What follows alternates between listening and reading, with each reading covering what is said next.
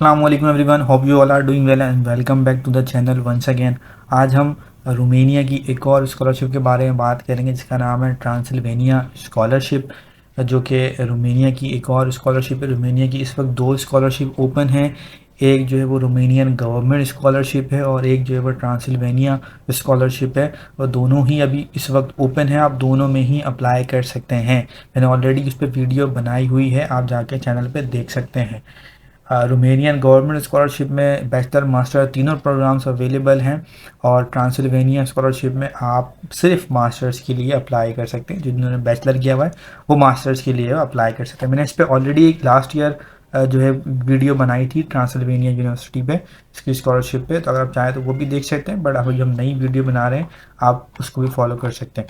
और ऑलरेडी जो है वो रोमेनियन गवर्नमेंट स्कॉलरशिप पे वीडियो अपलोड हुई भी, आप जाके उसको देख सकते हैं। मैं खुद भी इसमें अप्लाई कर रहा हूँ पीएचडी के लिए, और पीएचडी के लिए आपको सुपरवाइजर लोग कांटेक्ट करना होता है। मैं ऑलरेडी वो कर चुका हूँ, मुझे रिस्पांस भी आ चुका है। तो मोस्ट प्रोबेबली उन्होंने कमिट किया है कि वो जो है वो मुझे एक्सेप्टेंस लेटर भेज देंगे एंड देन मुझे अपलोड करना है और देन सबमिशन करनी है। क्योंकि आपको पीएचडी के लिए एक्सेप्टेंस लेटर जो है वो चाहिए होता है। एक्सेप्टेंस लेटर कैसे चाहिए होता है उस पर मैंने ऑलरेडी जो है ना एक वीडियो बनाई हुई है कि आपने जो है वो पीएचडी सुपरवाइजर फाइंड आउट कैसे करना है, उसको कैसे अप्रोच करना है और कैसे ईमेल करनी है। तो चलते हैं वीडियो की तरफ। सबसे पहले आपने आना है गूगल पे और लिखना है ट्रांसिल्वेनिया यूनिवर्सिटी स्कॉलरशिप। तो आपके पास फर्स्ट लिंक आ जाएगा, आपने इस लिंक पे क्लिक करना है एंड देन आपके पास न्यू टैब आ जाएगा जो कि यूनिवर्सिटी का टैब है। आपने इसको अच्छे से रीड आउट करना है और आपने आना है एडमिशन के सेक्शन पे। एडमिशन के सेक्शन पे आने के बाद आपको मिलेगा यहाँ पे एक ऑप्शन स्कॉलरशिप का, आपने इस पर क्लिक करना है। जब इस पर क्लिक करेंगे तो आप आ जाएंगे इस पेज पे, ठीक है। इस पेज पे आने के बाद आपने क्या करना है, यहाँ से अगर आपका अकाउंट नहीं बना हुआ तो पहले आपने अकाउंट क्रिएट कर लेना है, ठीक है। और अगर बना है तो आपने लॉगिन करना है, ठीक है। यहाँ से भी आप डायरेक्ट अप्लाई कर सकते हैं एप्लीकेशन फॉर्म के लिए, बट हम जो है वो पहले यहाँ से अप्लाई करेंगे, पहले डिटेल्स को पढ़ेंगे और फिर हम अप्लाई करेंगे, ठीक है। तो ये ट्रांसिल्वेनिया की जो है वो स्कॉलरशिप है, ये नॉन यूरोपियन कंट्रीज़ के लिए है और मास्टर्स प्रोग्राम जो है वो ये ऑफ़र कर रही है। आप इसको पढ़ेंगे तो यहाँ पे क्लियरली जो है वो लिखा हुआ है, सिर्फ मास्टर्स प्रोग्राम ऑफ़र कर रही है, ना बैचलर ना पीएचडी, सिर्फ मास्टर्स प्रोग्राम, ठीक है। तो आप अगर आप बैचलर आपने किया हुआ है तो आप मास्टर्स के लिए यहाँ पे अप्लाई कर सकते हैं, ठीक है। यहाँ पे लिखा हुआ the candidate must be a bachelor degree graduate in order to be eligible to apply for master degree programme, ठीक है। तो इसका ड्यूरेशन है वो मास्टर्स का ड्यूरेशन 2 साल का ही होता है, ठीक है ना। और ये आपको जो है वो स्कॉलरशिप भी प्रोवाइड करेंगे, ठीक है।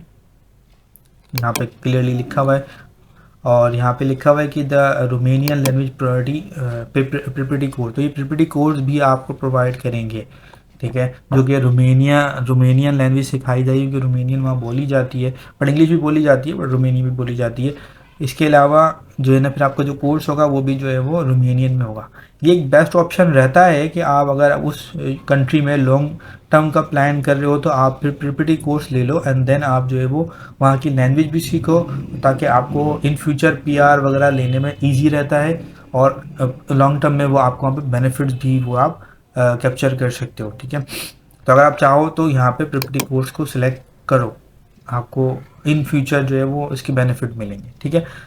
इसके अलावा स्कॉलरशिप में जो अमाउंट और फीस वगैरह कवर्ड है वो यहाँ पे क्लियरली मेंशन है कि फ़ीस जो है वो कवर्ड है, ठीक है, including registration and graduation fees. जो आपकी एजुकेशन फ़ीस है वो इसमें कवर्ड है। आपको अकोमोडेशन जो है वो यूनिवर्सिटी में प्रोवाइड की जाएगी, डोमेट्री, ठीक है।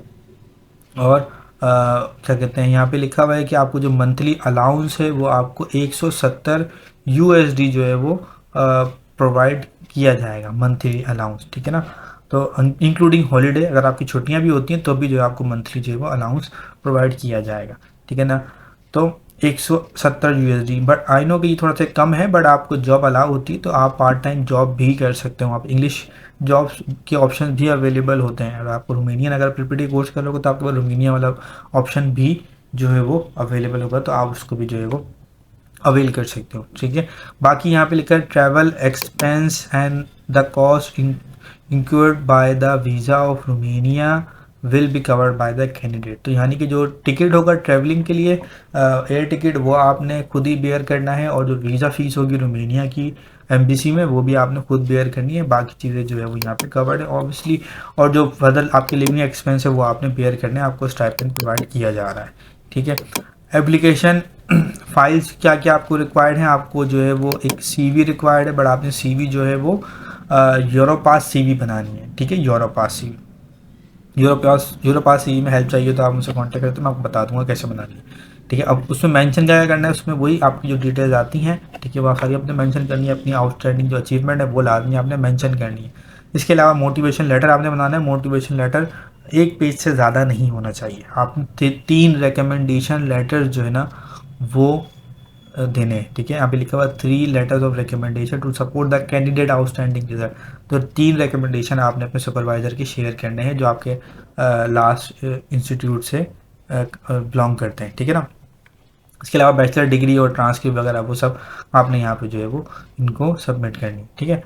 अच्छा, यहाँ पे क्लियर लिखा हुआ है who do not hold yet bachelor degree diploma, ठीक है। अब देखो यहाँ पे लिखा हुआ है बैचलर डिग्री प्रोग्राम और certificate proving the passing of the bachelor degree exam for graduate who, मतलब अगर आप अगर आपको अभी डिग्री मिली नहीं है बैचलर की, ठीक है, तो आपने होप लेटर लाजमी बना के यहाँ पे सबमिट करना है, ठीक है।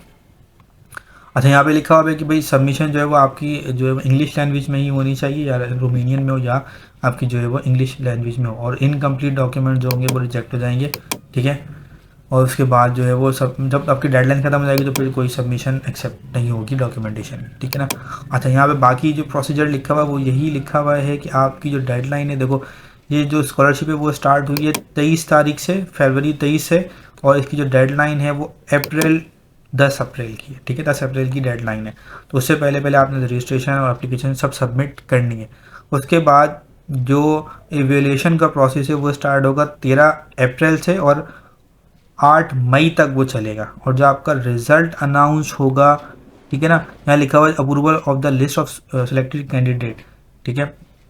जो अप्रूवल होगी कैंडिडेट की वो होगी 11 मई से 25 मई तक, और जो आपका रिजल्ट अनाउंस होगा वो होगा 27 मई को थ्रू ईमेल। आपको ईमेल आ जाएगी कि आप सिलेक्ट हुए हैं या रिजेक्ट हुए हैं, ठीक है। तो आपने 4 अप्रैल तक सबमिट करना है, लास्ट डेट है, और आपने 27 मई तक का वेट करना है कि आपको वो इन्फॉर्म करेंगे रिजल्ट अनाउंस होगा, ठीक है। बाकी आप यहाँ से भी चाहें तो और मज़ीद इन्फॉर्मेशन जो है वो गैदर कर सकते हैं। इसके अलावा यहाँ पे भी आपको ऑनलाइन एप्लीकेशन फॉर्म का ऑप्शन मिल जाएगा, और ऊपर भी यहाँ पे आपको ऑनलाइन एप्लीकेशन का ऑप्शन मिल जाएगा, ठीक है। तो आप क्लिक करके यहाँ पे आ सकते हैं। मैंने ऑलरेडी किया हुआ है, ठीक है। यहाँ से आपने प्री रजिस्ट्रेशन अपनी कर लेनी है, प्लीज रजिस्ट्रेशन बिफोर अप्लाइंग, तो मैंने ऑलरेडी रजिस्ट्रेशन की हुई है। तो आप चाहें तो यहाँ से रजिस्ट्रेशन अपनी कर लें, लॉगिन पासवर्ड वगैरह, ठीक है, अपना अकाउंट क्रिएट कर लें, एंड देन फिर आप जो है वो फॉर्म को फिल आउट कर लें, ठीक है। और आप जो है वो लास्ट में आके यहाँ पे ऑप्शन पे क्लिक करके भी जो है वो यहाँ से रजिस्ट्रेशन प्रोसेस स्टार्ट कर सकते हैं। तो हम आते हैं एप्लीकेशन फॉर्म पे, ठीक है। यहाँ पे एप्लीकेशन फॉर्म में वही सारी चीज़ें गिवन है जो भी हम डिस्कस करके आ रहे हैं पीछे, ठीक है। बस यहाँ पे क्या है, आपने डॉक्यूमेंट जो है वो अपने सबमिट करने हैं, ठीक है। और इसमें जो है वो यहाँ पे आपको मिल जाएगा इनरोल, और यहाँ पे फीस का जो ऑप्शन दिया हुआ ये जो है ना वेव ऑफ हो जाएगी जब आप अप्लाई करेंगे, ठीक है ना। ये स्कॉलरशिप स्टूडेंट्स के लिए नहीं है, ठीक है ना। और ये यहाँ पे जो है वो पीएचडी के लिए, बट यहाँ पे पीएचडी भी ऑप्शन अवेलेबल नहीं है, सिर्फ मास्टर्स प्रोग्राम जो है ये ऑफर कर रहे हैं, ठीक है। तो मैंने लॉगिन कर लिया है अपना अकाउंट, आपने रजिस्टर करना है पहले और फिर अपना अकाउंट जो है वो लॉगिन कर लेना है, ठीक है। मैंने अपना अकाउंट लॉगिन कर लिया। आपने सिंपल बहुत इजी प्रोसेस है, आपने यहाँ पे जो है अपना नाम, डेट ऑफ बर्थ, अपनी नेशनलिटी, एड्रेस वगैरह, ठीक है ना, ये सब यहाँ पे आपने लिखना है, ठीक है। अपने ईमेल यहाँ पे मेंशन करनी है, और जो आपकी यूनिवर्सिटी रही है जहाँ से आपने पास आउट किया है, डेट वगैरह, उसकी ईच एंड एवरीथिंग यहाँ मेंशन करनी है। क्योंकि आप मास्टर्स के लिए अप्लाई करने हैं तो आपने यहाँ बैचलर सेलेक्ट करना है और उसको कंप्लीट करना है। अच्छा, फिर यहाँ पे एक इम्पॉर्टेंट चीज़ है, और अच्छा यहाँ पे एक चीज़ और इम्पॉर्टेंट है कि आप यहाँ पे मेंशन करनी है लैंग्वेज वगैरह भी। अच्छा, यहाँ पे एक चीज़ इम्पॉर्टेंट है, वो ये है describe in maximum 100 words what are the outstanding issues that recommend you for the scholarship. मतलब आपने बताना है 100 वर्ड्स में कि आपको ही क्यों स्कॉलरशिप दी जाए, ठीक है ना। तो आपने बहुत अच्छा सा जो है ना यहाँ पे पैराग्राफ लिखना है, 100 वर्ड्स का कि आपको क्यों रेकमेंड किया, आप ही को क्यों दी जाए। तो सीट्स लिमिटेड होती है तो आप ही को क्यों ये स्कॉलरशिप दी जाए, तो आपने यहाँ पे बहुत अच्छे तरीके से बताना है। फिर आपने जो है यहाँ पे रिकमेंडेशन लेटर, जैसे हमने पीछे देखा था 3 रिकमेंडेशन लेटर आपने यहाँ पे अपलोड कर देने हैं, ठीक है। और अच्छा, ज़रूरी नहीं है कि यहाँ पे टीचर्स के ही रिकमेंडेशन लेटर हों, ठीक है। अगर आप किसी कंपनी में जॉब करते हो तो आप वहाँ से भी एक रिकमेंडेशन लेटर लेके यहाँ अपलोड कर सकते हैं। आप 2 टीचर्स के रिकमेंडेशन लेटर ले लें और एक जो है वो एक जहाँ आप काम करते हैं या कोई आपका पास एक्सपीरियंस है वहाँ से आप एक रिकमेंडेशन लेटर जो है वो रिसीव कर लें और वो भी यहाँ पे आप अपलोड कर सकते हैं, ठीक है ना। फिर इसके बाद आपने CV अपलोड करनी है अपनी, यूरो पास CV, और यहाँ पे जो है आपने एक मोटिवेशन लेटर अपलोड करना है जो कि 1 पेज से ज़्यादा का नहीं होना चाहिए। तो ये 5 डॉक्यूमेंट्स हैं जो आपने अपलोड करना है, जिसमें 3 रिकमेंडेशन लेटर्स हैं और एक CV और एक मोटिवेशन लेटर है। एक 100 वर्ड का पैराग्राफ आपने लिखना है कि आपको क्यों स्कॉलरशिप दी जाए, और बाकी डिटेल्स जो आपकी नॉर्मल डिटेल्स हैं वो आपने जो है वो यहाँ पे लिखनी है, ठीक है। उसके बाद आपने नॉर्मल सबमिट कर देना और आपने फिर वेट करना है। कब का आपने वेट करना है? फिर जो हमें डेडलाइन बताई गई थी, यानी कि 10 अप्रैल की जो डेडलाइन है उससे पहले पहले जो है वो हमने इसको सबमिट कर देना है। जब आप सबमिट कर देंगे तो जो रिज़ल्ट अनाउंस होगा वो 27 मई को अनाउंस होगा। 27 मई को आपको ईमेल आ जाएगी कि आप सिलेक्ट हो गए या रिजेक्ट हो गए। अगर आप सिलेक्ट हो जाएंगे तो आगे का प्रोसेस आपका स्टार्ट हो जाएगा। फर्दर डॉक्यूमेंटेशन और बाकी जो रिक्वायरमेंट होगी वो आपने फिर सबमिट करवानी होगा। आप रिजेक्ट हो जाएंगे तो आपको ईमेल आ जाएगी कि आप कंसिडर नहीं हुए। तो उम्मीद करता हूँ ये वीडियो आपको पसंद आई होगी। कोई भी क्यूरी, कोई भी क्वेश्चन है तो आप कमेंट कर सकते हैं या इंस्टाग्राम पे जो है वो मैसेज कर सकते हैं। उम्मीद करता हूँ वीडियो आपको पसंद आएगी। मिलते हैं नेक्स्ट वीडियो में, तब तक के लिए अल्लाह हाफिज़।